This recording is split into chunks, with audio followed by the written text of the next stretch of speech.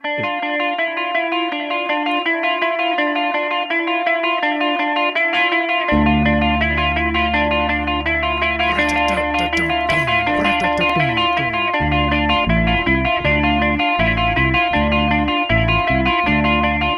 think I messed it up.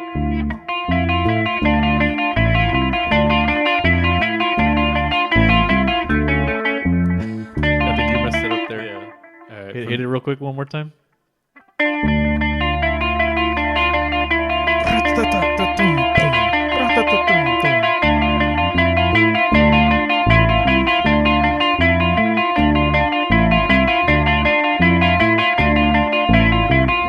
Cántale, Uni. I can't. I'm not gonna sing that. I can't open my mouth when I'm doing this. What? Trying to make a Latin kind of sounding post-punk dark wave kind of song. Mm-hmm.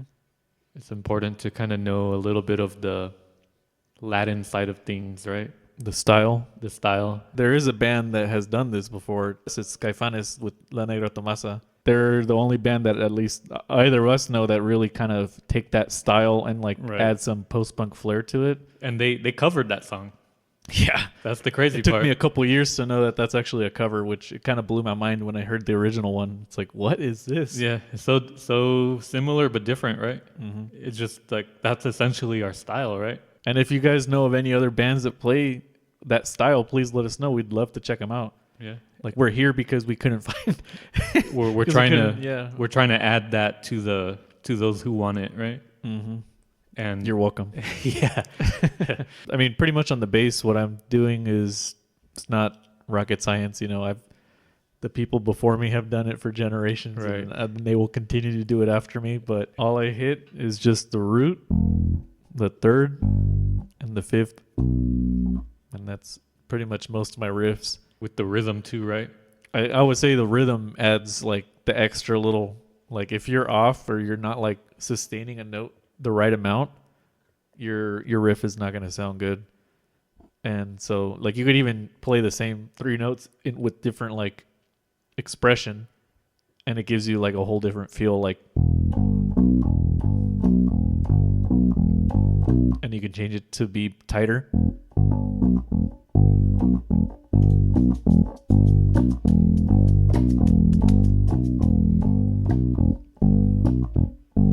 So that's pretty much in a nutshell. And you could also throw, you know, the octaves with the fifth in there.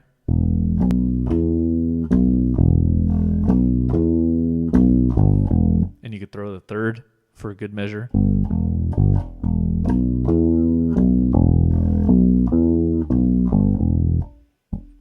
Yeah, that's all pretty these good. little things combined can make pretty nice Latin riffs.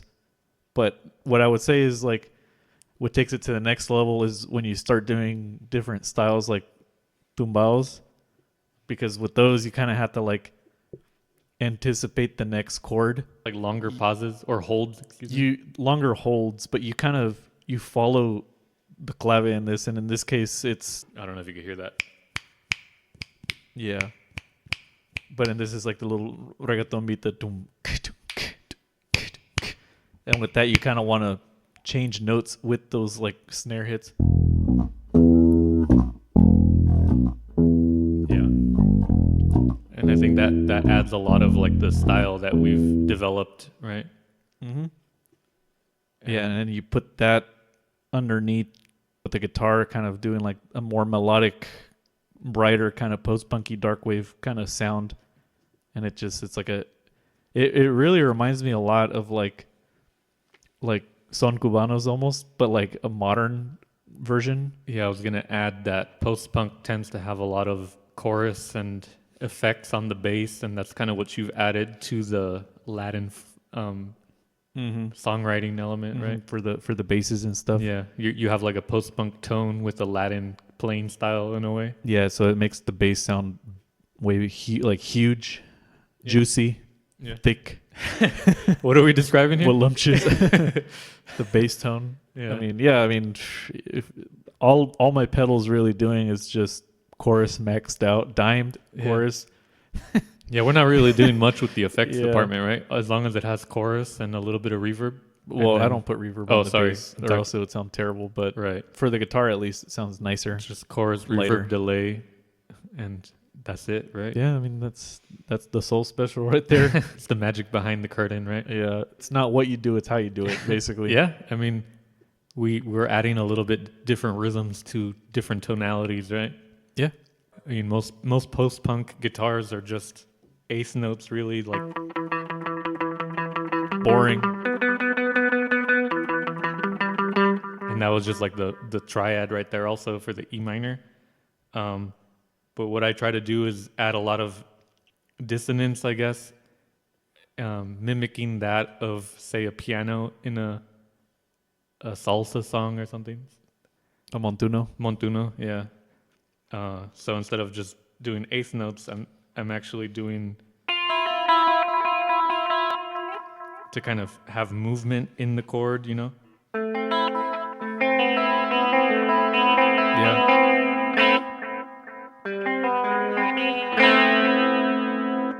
And essentially that's what I do with the guitar. I just take like a progression and I just add more of that dissonance to it.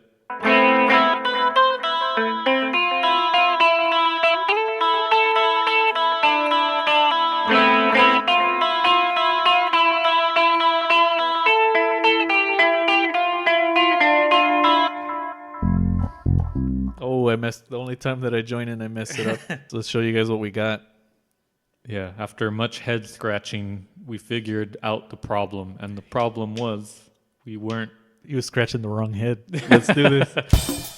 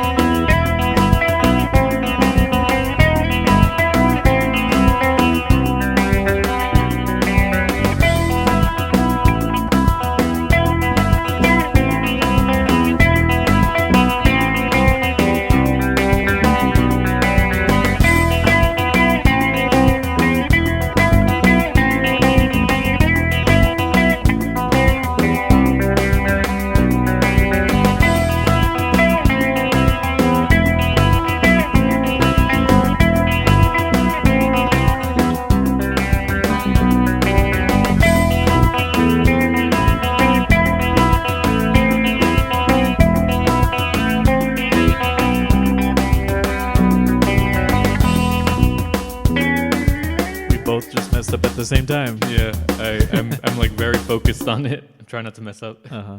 I think that was good. Yeah. All right. Good job. So that hopefully demystifies like our thinking process. You guys can try this at home too. Don't be shy. Yeah. But if you guys copy us, how dare you? Yeah. At least tag us that Tag you're us, covering yeah. us. At least tag us.